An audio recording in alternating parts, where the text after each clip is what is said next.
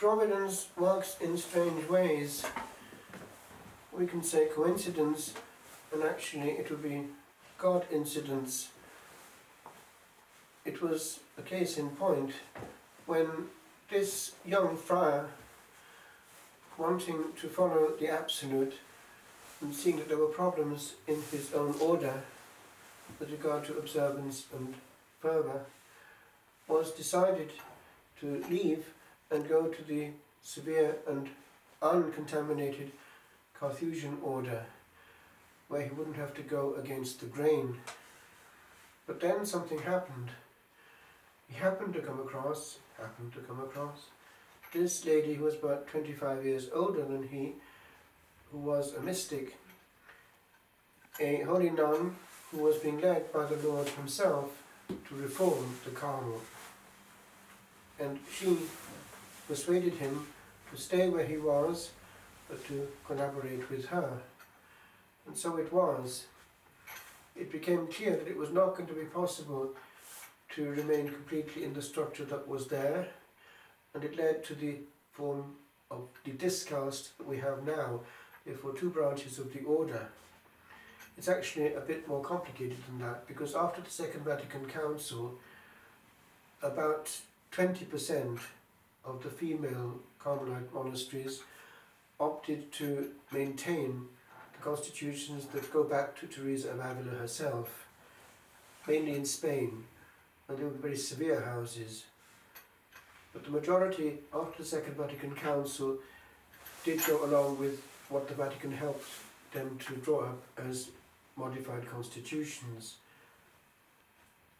As it happens, when I was in the monastery where I was ordained, in Italy, we were near Siena, and the lassie from Siena was coming to us, and I was asked to follow her through spiritually by my prior, because he hadn't enough time for that kind of thing each time. A lot of people coming to him already. And so I was trying to get her to go to a monastery that was close to us and very fervent and full of vocations, still to this day bursting at the seams, and very beautiful liturgy, Leceto, an Augustinian community. And she was humming and hawing and said no, she wanted to go further. She wanted to go to the discast Carmelites, but she wanted to go to the house where Saint Teresa had been, San Jose in Avila. And so I would get echoes from her of what life was like in there. The double grille through which Saint Teresa and John of the Cross would communicate was still there. And it would seem that they went into strange mode sometimes when they were together, possibly even levitating. It was a holy friendship based on something very sublime.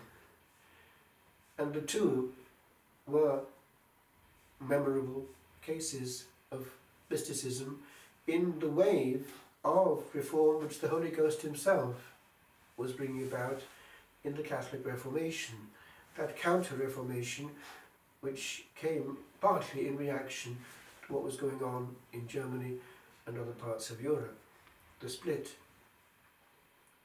So the Lord himself was cleaning up the church. It was the time also of the Great Council which gave us the dogma as we have it, Trent. Remember now, our dogma is fixed there.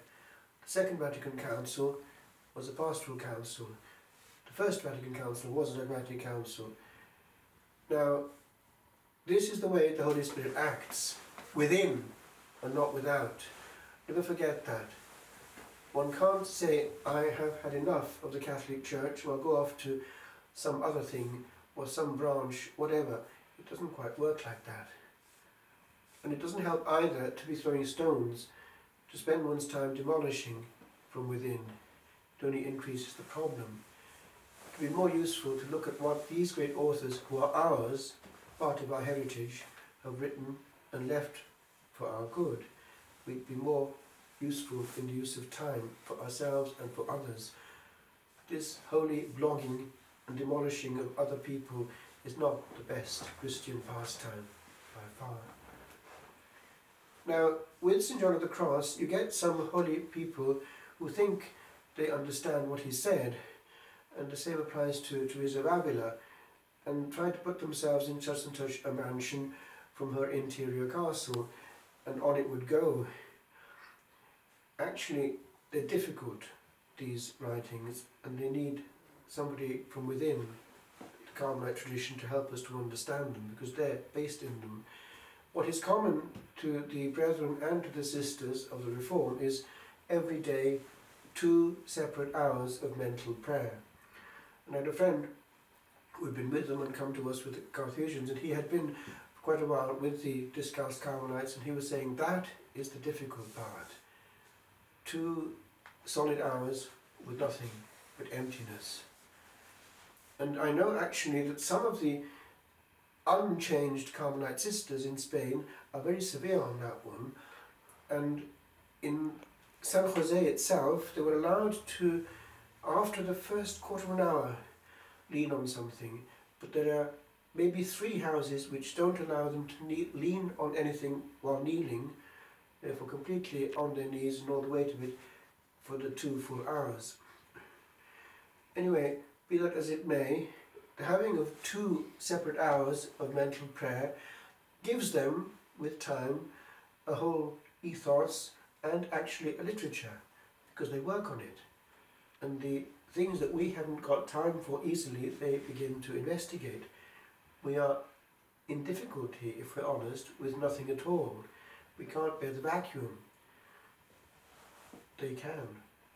And it's head-on collision with Trinity. No protection against majesty, just gazing straight at, and allowing that majesty to form and also to speak within.